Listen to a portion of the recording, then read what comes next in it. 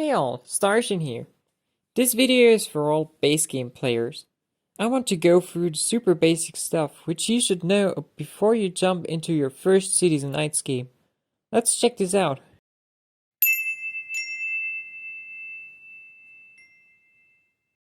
In a Cities and Knights game on the first island, you play up to 13 points, and instead of 2 initial settlements, you place 1 settlement and afterwards 1 city. Cities are alongside with knights one thing that gets way more important.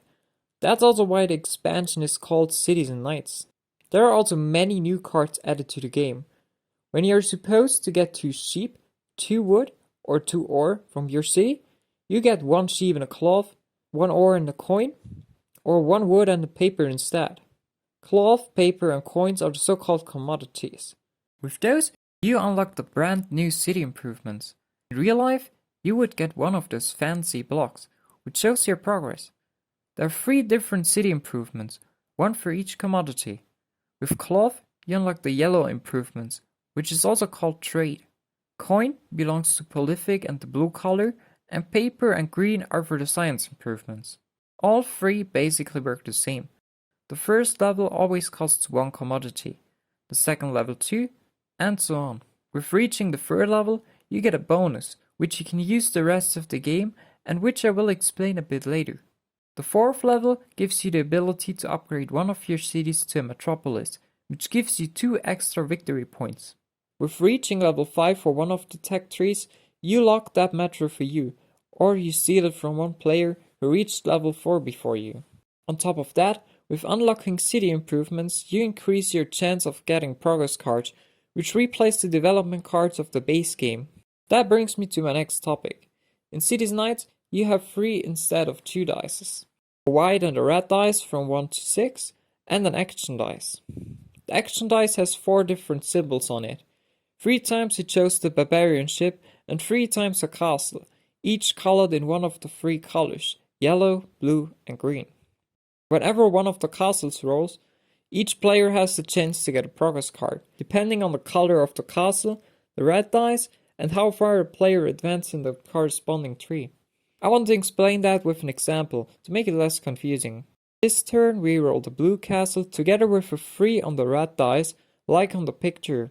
That means that every player who unlocked at least level 2 of the blue city improvements gets blue progress cards, because you see the dice icon with a 3 on it.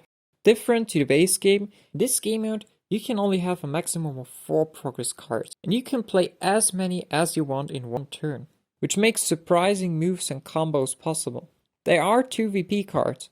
If you pick up one of them, you have to reveal that immediately. Next, I shouldn't forget the Barbarians.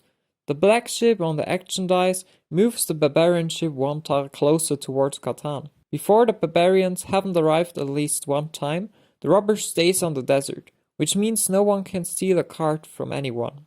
You still need to discard with too many cards though.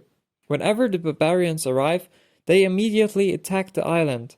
The game gets interrupted, and you follow these steps. First, you count all cities with a metropolis counting as a city.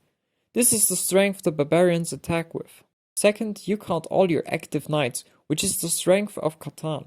Knocked activated knights do of course not count.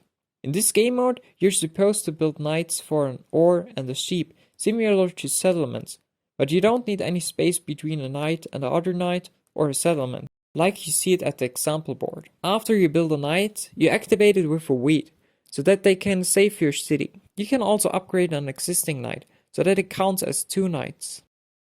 Hold on. There we go. Maybe should have done that before.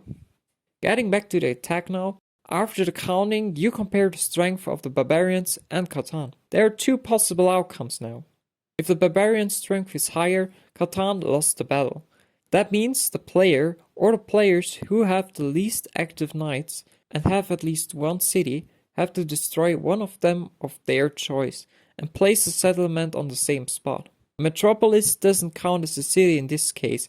As an example, if these are the relevant buildings in the game on the board, and the Barbarians attack, Catan would lose because there are 5 cities and only 3 knights. That means that blue would lose a city, because red has more active knights and yellow has no city. White does technically have a city, but as mentioned earlier, a metropolis can't be destroyed, and White does not have another city, so it is also safe. I hope that made this a bit less confusing. The second option is of course a win against the Barbarians. A tie also counts as a win. In this case, the player with the most amount of knights gets 1 VP in form of the title Defender of Catan, which kinda replaces the largest army of the base game. If there are 2 or more players who share the most active knights, the victory point is not rewarded, and the players can choose one progress card from one deck of their choice instead. After the result is in, the Barbarian ship gets back to the start, all knights get deactivated, and have to be activated again regardless of the result of the attack. That's also one reason why weed is super important, and brings me to my next and last topic, some tips. Focus on resources so that you can build up one knight as fast as possible, which means ore, wheat and sheep. However, your city should be producing commodities, which you only get with sheep, ore and wood tiles, with wood tiles being the by far most powerful one, as paper outclasses coins and cloth.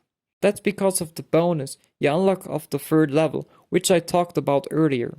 The trade bonus gives you a 2-for-1 trading option for commodities, and Prolific gives you the ability to upgrade your knights to level 3, making your knights even more strong if you want to do so. The Aqueduct is the 3rd city improvement of the Science Tech tree, and it gives you a massive bonus compared to the other 2. Whenever a number rolls you don't have, you can choose one resource card from the bank instead. This can be a big game changer, and you should definitely keep that in mind. Brick tiles are the least useful ones in this game mode, so don't focus on them. There are city walls in this game which cost 2 bricks. They can only be built on a city and increase your card limit by 2, which means you can have 9 cards before you have to discard with 1 city wall. That is really handy, but nothing to focus on either. Oh, last but not least, I shouldn't forget to tell you that you can replace a knight or chase away the robber. For both of those actions, the knight has to be already active before you roll the dice, but especially chasing away the robber can be great if 7 doesn't want to roll for you. Too much information, right? But well, that's actually all rules you should know for your first game. Keep in mind that this is not 100% of the rules, so you will definitely learn 1 or 2 things. The best way to learn a game is to play it yourself, and you will make your own experience, also if you lose a couple of games in the beginning. Alright, so I hope you're able to jump into your fight to defend your island. If you got some questions, ask me in the comments. I'm happy to answer them. Have a nice day, and see ya!